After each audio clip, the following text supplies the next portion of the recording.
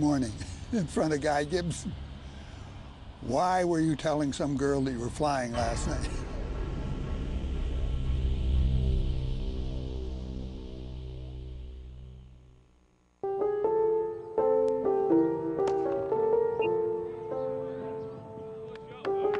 Weary of concealing their training, their target still a mystery, the men were growing restless.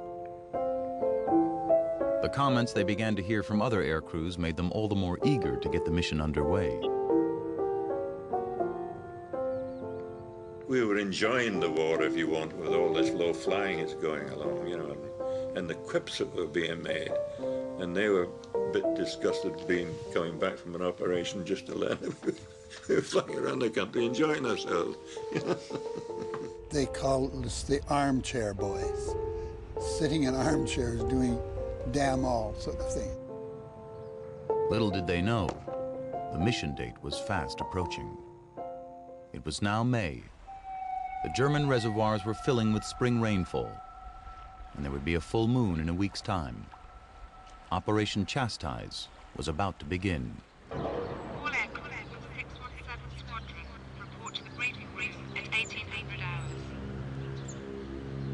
On the evening of May 16th, 1943, the men of Squadron 617 would learn the purpose of their training once and for all. There would be no more secrets. Wallace took his spot at the front of the room.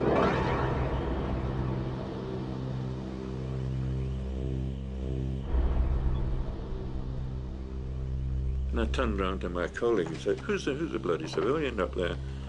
And he says, that's Barnes Wallace. Barnes Wallace, what's he do? Oh, you'll find out when the briefing goes on. So I sat down and the briefing started. And then we began to know what was going on.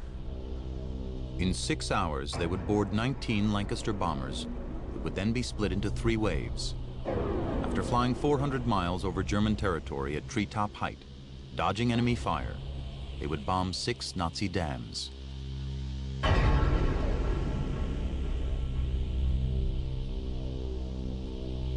The details of their mission were now clear.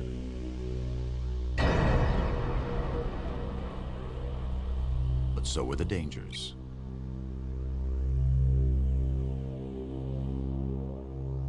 A little bit of shock, really. There was no real eye contact. Nobody was smiling. Nobody had any dirty jokes to tell. We were all really pondering what was going to happen. Their first glimpse of the bombs hardly inspired confidence. Now, mine was still in a case, and on this great wooden box, etc., there was a sign there that said 11,380 pounds. And I thought that was rather a large weight to be carrying externally. It looked like a great big garbage can, really. It was hard to imagine this thing being spun at 500 RPM and what it would do to your instruments, etc. So there were a few questions in your mind before you even took off.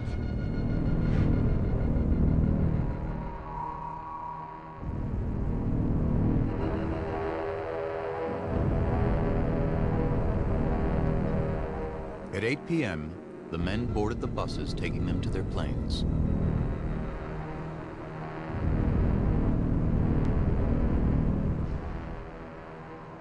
Normally when you go out on a bus, there's a little bit of chatter. Someone has a story, someone's talking about his gear or something else. That didn't happen. There was a silence. Now, people often say to me, were you frightened? My answer to that is that anybody that says he wasn't frightened is either completely emotionless or a bloody liar. We were all frightened. There were so many misgivings. Grant MacDonald, one of Ken Brown's crew, had a strange premonition. MacDonald was my tail gunner, And he came over to me and he said, you know those two crews aren't coming back, don't you? And I said, yeah, I know. Come on, get aboard. It's happened before in regular bomber ops. Don't ask me what it is. It's just something that their attitude, perhaps their lack of chatting, etc., something. It was evident. They weren't coming back. Neither of them did. 2 hours, they were both dead.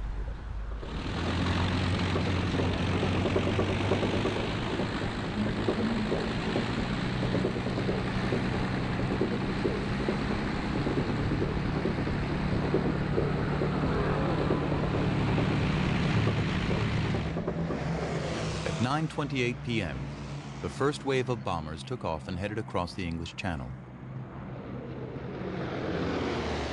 But one crew was left behind. Joe McCarthy, the American pilot scheduled to be the first to take off, was struggling with his aircraft, much to the frustration of his bomb aimer, Johnny Johnson. Everybody does their checks on their various bits and pieces. And we get the starting engines bit. And one of them decided that it didn't want to go. So we had then to get ourselves over to the reserve aircraft.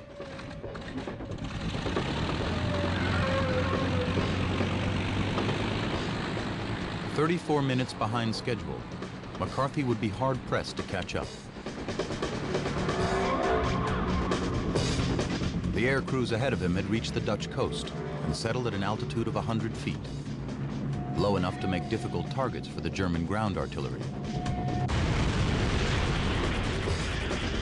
But if a pilot climbed at all to get his bearings, his plane became a sitting duck, as Ken Brown witnessed from his cockpit window. Anxiety was worse when you have a fellow on your starboard side and he explodes.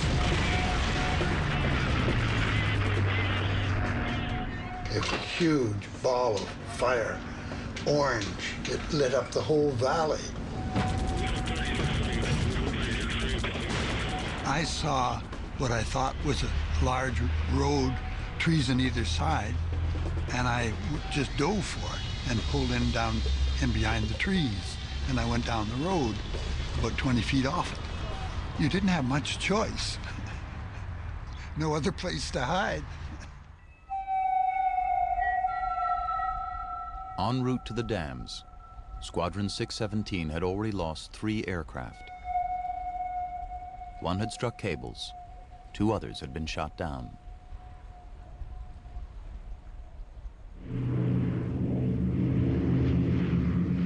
Wing Commander Guy Gibson arrived at the first target, the Muna Dam, just after midnight. He gave his men the order to switch on the hydraulic motors that would rotate the bomb. The weapon started spinning, and the whole aircraft was shaking like, ooh, you never had any. The vibration was tremendous. But it was a bit frightening at the time. When I got my seat, I was, ooh. The whole aircraft was shuddering. It was like driving your car over a rough road and not ever having your wheels balanced. So you were just literally bouncing. Everything was bouncing. Oh, yeah.